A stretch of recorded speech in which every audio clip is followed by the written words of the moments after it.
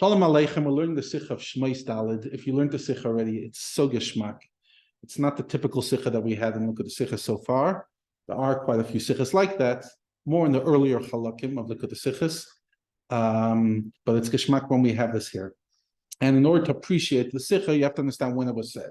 It was said on a Simchas Beis Hashoieiva, Farbrengen. And Simchas Beis Hashoieiva Farbrengens, which were about the first 15 years in Rebbe's Nesias, are very different than pretty much any other Farbrengen we know.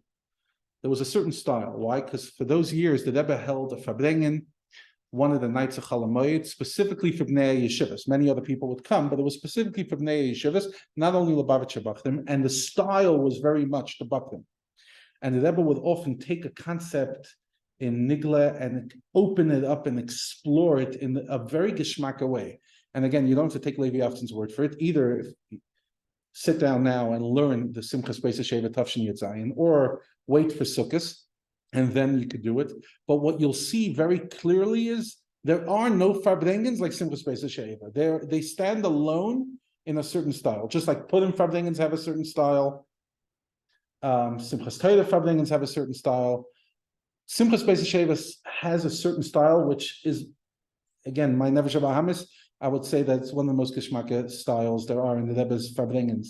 It Pasha takes you over. It's slow and methodical and interesting, and the Rebbe brings a lot of midrashim, and the Rebbe will take a piece of Gemara and unpack it, etc. Once you understand that, you're able to understand the context of this Farbrengen. So the Rebbe was talking about, like you could see over here, transforming a midbar into a place where people could live.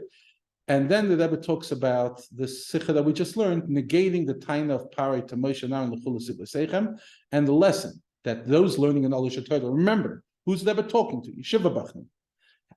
Yeshiva Bachnim, many of them who are not Lubavitchers. And even the Lubavitchers, is Tafshin Yud Zayin. Shlichus is a foreign concept. How many Shlichim were out by Tafshin Yud Zayin? Almost nobody. So the lesson is you have to worry for all Yidden. We're all one, build-up of one human being. So that was edited by the Rebbe and brought into Likkut Sichos.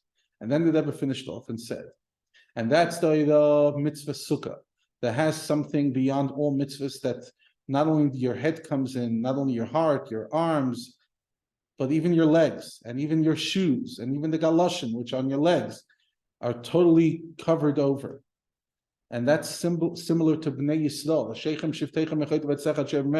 that we're all together, we become Yasid Gula Maguda Echas, and then we're able to do Last Tzoncha B'Lev of Shalom. And then the Rebbe started singing a Niggun Simcha. Now, interesting nugget that happened in the immediate follow-up during the Sicha, as he brings down here, one of the people that went over to the Rebbe and said regarding what the Rebbe spoke about, I'm not sure if it was this thing that the Rebbe spoke of something earlier, is the Rebbe intending him.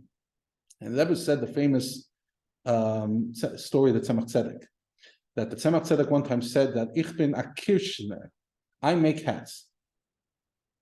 And I make hats different sizes because I'm not only doing it for one specific person, but for everyone. But when I'm making the hats, then someone comes into the hat store and starts putting the hat until he finds the hat that's right for him. And the Tzemach Tzedek finished up and said, and take that hat's for him. In other words, you don't often hear this part of the story. Here that I'm like a hat maker, and you could take it or leave it. But over here, the Rebbe brings the end of the story. I made the hat specifically for him. That's what it's. In other words, I'm making different hats in general, but sometimes I make it very specific. L'chaim l'shalom, and the fact that we're learning a Sukkah Sicha, Simcha, even though we're not exactly in the Sukkah season, doesn't mean that we can't have the Sukkah energy. L'chaim.